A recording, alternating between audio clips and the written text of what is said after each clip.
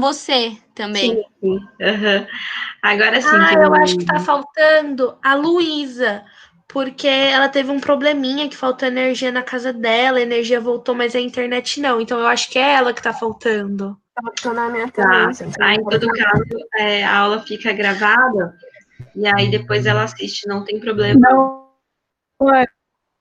eu já voltei já. Nossa, falhou a fala, eu não entendi nada. Certo. Bom, vamos lá. Eu vou pedir para vocês colocarem o nome e o número aí de vocês no nosso chat, que é a nossa chamada, pessoal. Vamos lá? Enquanto não, vocês... professora, já deu certo. A Luísa tá aí. Já tá boa. Já conseguiu entrar. A Luísa tá aí. Enquanto vocês estão fazendo isso, eu vou compartilhar com vocês uma tela, que na verdade é um PowerPoint que a gente já viu na aula passada. A gente só vai finalizar aí a parte de Sócrates e aproveitar. Se alguém ficou com alguma dúvida da aula passada, a gente aproveita agora para tirar essas dúvidas, tá? Então, só para retomar a aula passada, aí eu falei para vocês do método socrático, que a gente chama de maêutica. Maêutica em grego significa parto, e o método de Sócrates fazia o parto das ideias, fazia com que as pessoas pensassem por si mesmo. Para ele isso era importante, porque cada opinião deve ser contada quando as pessoas que participam de uma democracia iam para uma praça pública fazer alguma discussão sobre as questões da polis. Então, para ele, o que tinha de mais importante numa democracia era a fala, a opinião de cada ser. Tudo bem até aqui, turma? Podem falar aí na aula, tá? Me interromper, se tiver alguma dúvida, não tem problema. E aí eu contei para vocês no finalzinho da aula um episódio da vida de Sócrates que vai levar à condenação dele a beber um cálice de cicuta, que é narrado por Platão. Platão era aluno de Sócrates, né? Ele que tem duas partes da vida de Platão, a vida enquanto ele é aluno, que ele escreve os diálogos socráticos, e aí depois da morte de Sócrates, o Platão já desenvolve as suas próprias teorias. Então, grande parte que a gente tem de conhecimento sobre Sócrates vem através do Platão e desses diálogos socráticos que ele escreveu. Um dos diálogos socráticos que ele escreve é um livro chamado Apologia a Sócrates, que tem 3 partes, que ele narra, então, o episódio do oráculo de Delfos, que é quando ele vai com um amigo dele até o oráculo. O oráculo dá um enigma para ele desvendar na vida, e aí isso vai acabar culminando aí na morte de Sócrates. Eu contei só a história para vocês na última aula, a gente vai terminar de ver, então, esses slides aí sobre a Apologia de Sócrates, tá? Qualquer dúvida, pessoal, pode me interromper sem problema nenhum, porque eu não consigo ler o chat conforme eu estiver apresentando aqui os slides de PowerPoint. Então, não tem problema vocês interromperem e perguntarem aí na aula mesmo, eu até prefiro. Então, a gente começou a ver a Apologia de Sócrates. Vamos lá. Apologia de Sócrates é uma obra literária escrita pelo filósofo Platão, na qual o autor exprime sua versão da defesa feita por outro filósofo, que é o Sócrates, em seu próprio julgamento, onde está sendo acusado de corromper a juventude, porque ele tinha vários seguidores jovens, né? Os jovens estão sempre mais abertos a novos conhecimentos, a novos métodos, novas práticas, e também ele foi acusado de não aceitar os deuses que são reconhecidos pelo Estado, introduzindo novos cultos. Por que essa acusação? Porque ele estava tentando desvendar um enigma que era ligado ao oráculo de Delfos, ao deus Apolo, mas não era contra os deuses aceitos pelo Estado, né? Ele estava tentando desvendar esse enigma, e não colocando esse enigma em questão, como que foi acusado aí, tá? Um dos acusadores. Então, o episódio do oráculo de Delfos, eu contei para vocês, né, em narrativa, na aula passada. Então, tudo começa quando Sócrates foi ao templo consultar a sacerdotisa, que é uma das pítias, que ficava lá dentro do templo do oráculo de Delfos. Delfos é o nome de uma cidade. Então, ele vai até esse oráculo com seu amigo Querofonte. A sacerdotisa afirma que Sócrates, que ele é o homem mais sábio de toda a Grécia. Intrigado com a revelação, Sócrates faz um mergulho no interior e constata que a única coisa que sabia é que ele nada sabia. E aí tem aquela famosa frase de Sócrates, só sei que nada sei. Quando você assume que você ainda não sabe, você está aberto a novos tipos de conhecimentos. Agora, se você acha que você sabe tudo, você não está aberto a novos tipos de conhecimento, não vai buscar melhorar a cada dia, tá? Aí a importância da afirmação de Sócrates. Sócrates não aceitou a afirmação do oráculo, pois não se acreditava sábio. Não é que ele, no caso aqui, ele foi condenado por não ter aceitado, né? Mas, na verdade, ele vai tentar desvendar esse enigma, e ele não aceita de prontidão, e vai tentar entender por que tinham dado esse enigma para a vida dele. Seguiu, então, dialogando por toda a sua vida com muitas personalidades de Atenas. Foi quando eu contei para vocês que ele vai sair tentando mostrar que existiam pessoas mais sábias do que ele na cidade de Atenas. E percebe que todos eles caem em contradição. Sócrates conclui, então, que ele era o mais sábio, não por saber mais, mas por saber que nada sabia. Ao contrário dos sábios da cidade, né, ele estava aberto a novos tipos de conhecimento, enquanto os outros se achavam o máximo e que já tinham todos os tipos de conhecimento necessário.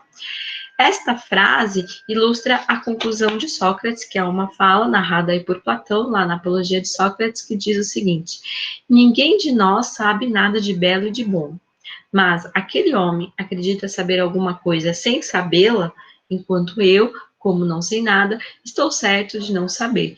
E ao estar certo de não saber, estou aberto a ir buscar conhecimento.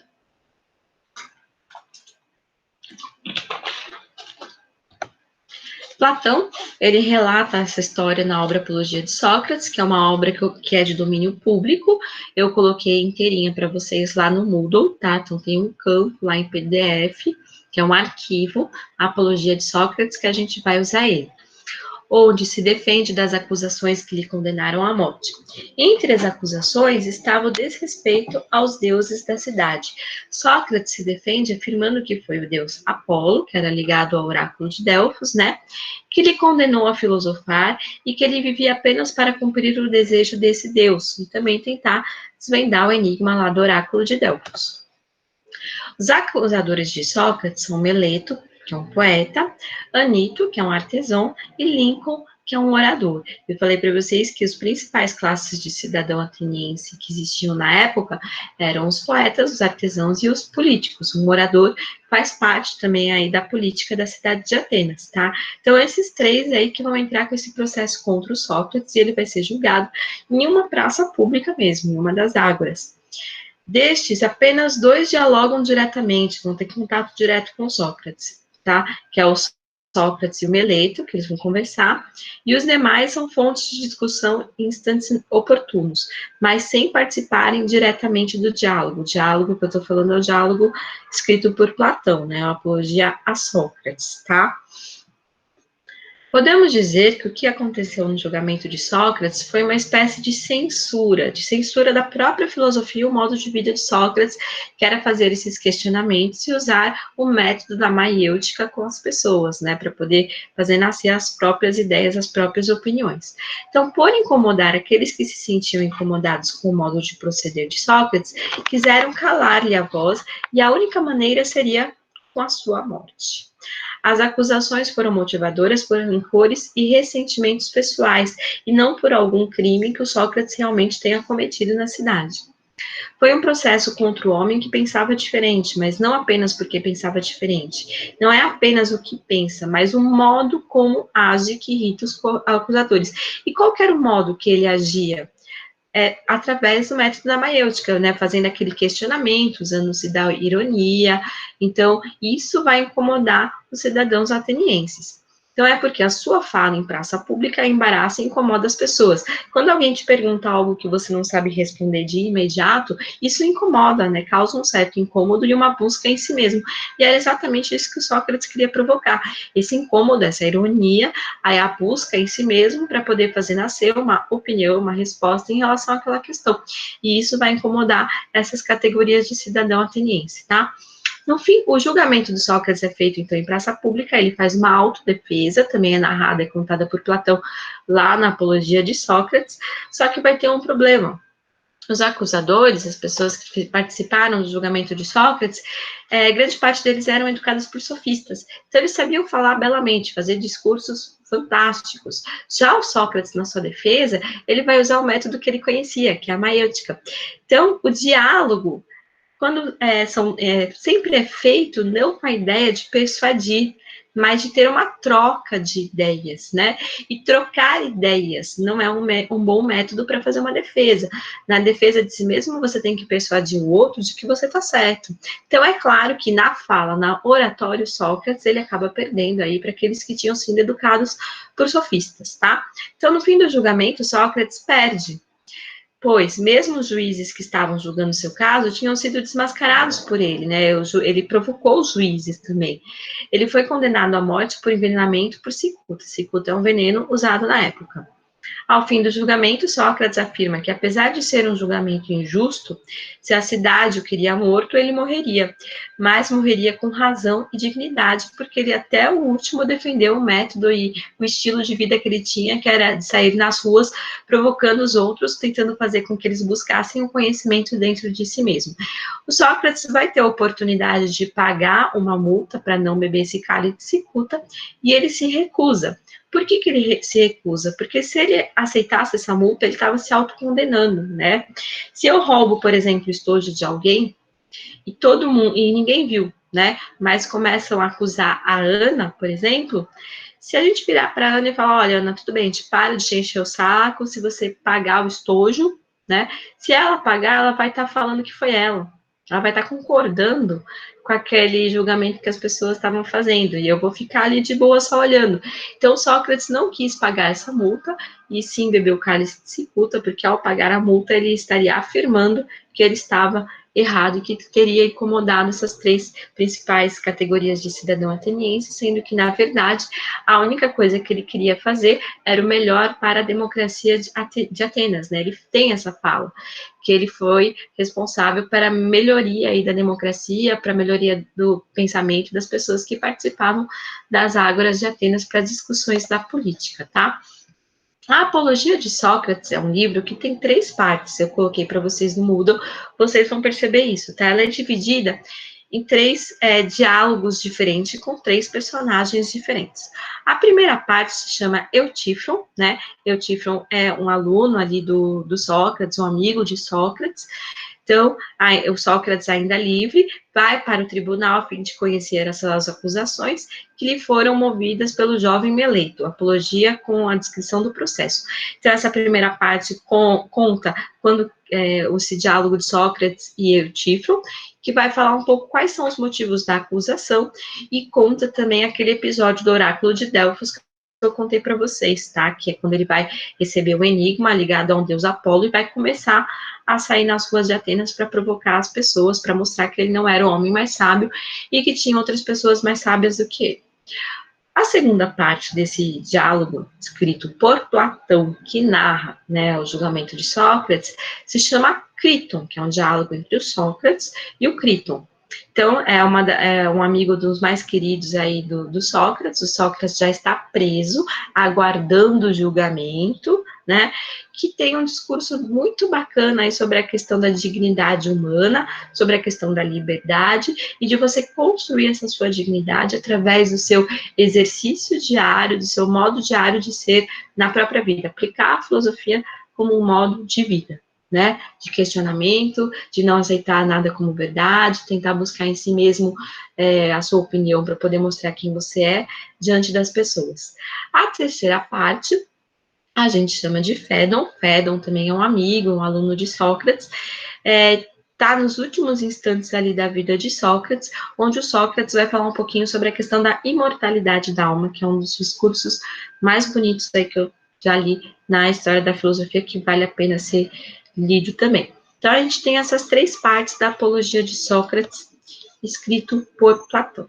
Qual é a atividade, o que a gente vai fazer aí nessa aula, né, para poder finalizar a parte de Sócrates, semana que vem a gente já começa com Platão, tá? Eu criei para vocês lá no Moodle um campo tarefa, tá? Essa tarefa vai valer nota de reelaboração, na verdade é uma reelaboração.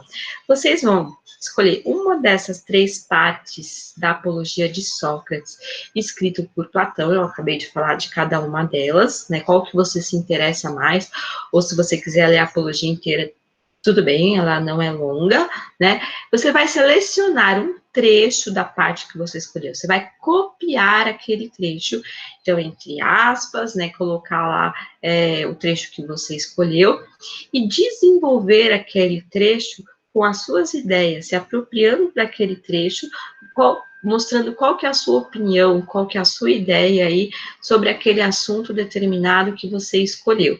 E tentar relacionar aí com os próprios ensinamentos de Sócrates, com essas aulas de Sócrates que a gente teve até hoje. Deu para entender, pessoal, o que é para ser feito? Oi? Eu não entendi o que escreveram aqui no chat, pessoal. Eu não consigo ler ao mesmo tempo que eu estou apresentando os slides.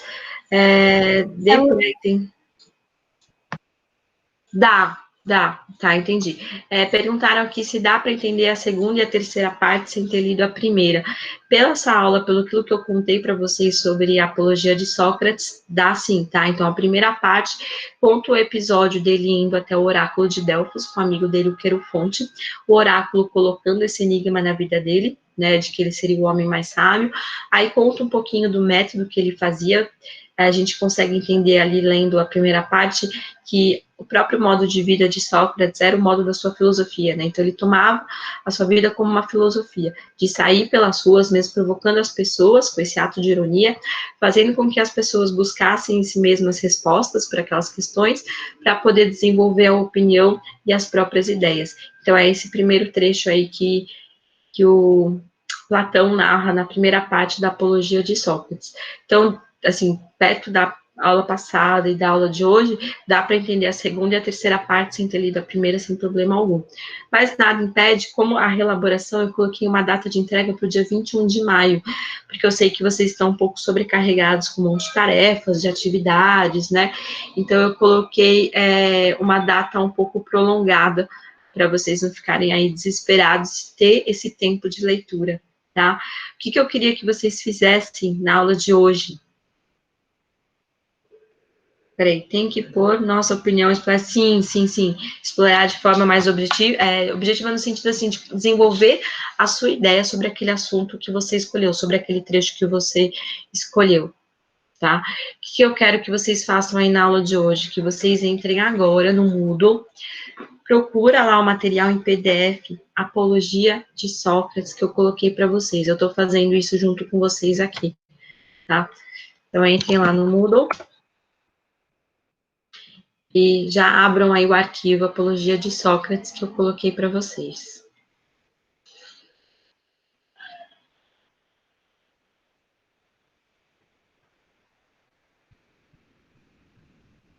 Encontraram? Tá lá no material sobre sofistas e Sócrates. É o segundo item, tá em PDF, tá? Apologia de Sócrates. Encontraram aí, turma? Podem falar, tá? Até prefiro, porque senão eu tenho que ficar abrindo aqui o chat. Professora, só uma dúvida. É o que tá... Ixi, eu fechei. Reelaboração e aí apologia de Sócrates? Aquele ali é o campo tarefa.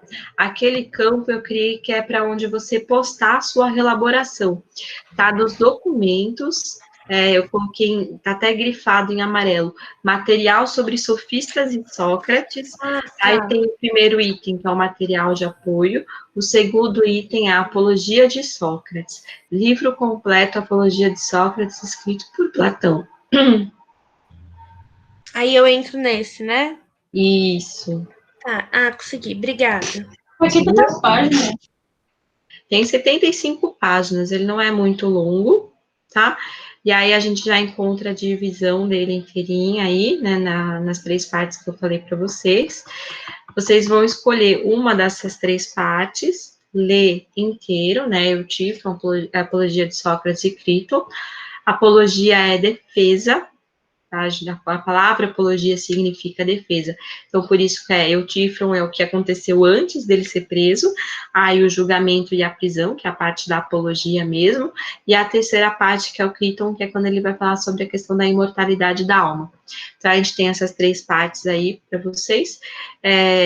Vocês escolham uma dessas três partes, elas têm a divisão delas feitas dentro do próprio livro. Eu aconselho todos lerem primeiro a introdução, que ela explica muito sobre o contexto da época em que a Apologia de Sócrates, escrita por Platão, foi escrito, e que vocês percebam o estilo aí da metodologia de Sócrates. Ela também vai falar bastante aí sobre o método socrático, como que ele usava isso nas praças públicas. Então, eu quero que vocês se apropriem mesmo desse livro, deem uma estudada nele geral agora, tá? Já escolham um dos trechos, e aí na próxima aula a gente retoma isso, tira as dúvidas que vocês ficaram em relação à estrutura do livro, estilo de escrita, ou alguma questão da introdução, que aí a gente já começa também a falar um pouquinho sobre o Platão. Só para adiantar uma coisinha, o que acontece aí com o Platão, né? O Platão, ele era, assim, um aluno apaixonado pelo seu mestre, né? Ele que vai escrever grande parte aí dos ensinamentos do Sócrates. Quando o Sócrates é condenado à morte, o Platão, ele fica pé da vida, não posso falar palavrão aqui porque a gente está gravando, né? Fica pé da vida e fala que em uma democracia, as pessoas, em uma democracia onde exista pessoas que não sabem pensar por si mesmo, e essa era, né, o papel de Sócrates, fazer as pessoas pensarem por si mesmo, a democracia não funciona. Né? Então, num lugar onde as pessoas não saibam pensar por si mesmas, colocar opinião e todos seguem a ideia de um só, a democracia não funciona. Olha que atual isso, né? E aí o Platão, então, ele se retira da cidade, ele vai embora de Atenas, ele se isola e passa a escrever as suas próprias teorias. Então, a gente vai ver que tem dois momentos de Platão. Um Platão, enquanto é aluno de Sócrates, que escreve os diálogos socráticos, e um outro momento onde o Platão desenvolve as suas próprias teorias. E um dos livros que a gente vai falar de Platão é o livro chamado A República, já na próxima aula, que tem as principais ideias de Platão pós-morte de Sócrates. Tá? Pessoal, até agora, alguma dúvida? Turma, vocês estão aí? Não? Acho que tá tudo certo. Tá. Então, eu vou deixar esse tempo aí, a gente tem mais 10 minutinhos ainda, para vocês darem uma olhada no geral aí da Apologia de Sócrates, que já está aberto aí no navegador de vocês, para vocês escolherem uma parte, aproveitar para tirar as dúvidas. Eu vou ficar aqui, enquanto vocês fazem isso, tem mais 10 minutos, e aí qualquer dúvida sobre a relaboração, vocês já falam agora, na próxima aula a gente já tira as dúvidas também e fala um pouquinho sobre a filosofia de Platão, tá? A nossa prova aqui, que a gente vai fazer online, vai cair tanto Sócrates como Platão, tá? Vão ser 10 questões aí de alternativas. Não tem problema vocês discutirem as alternativas entre vocês, que eu sei que isso vai rolar, tá? Mas o que eu gostaria nesse momento aí de prova? Que vocês também pensassem e anotassem, separassem as dúvidas, porque Platão é um dos queridinhos do vestibular, né?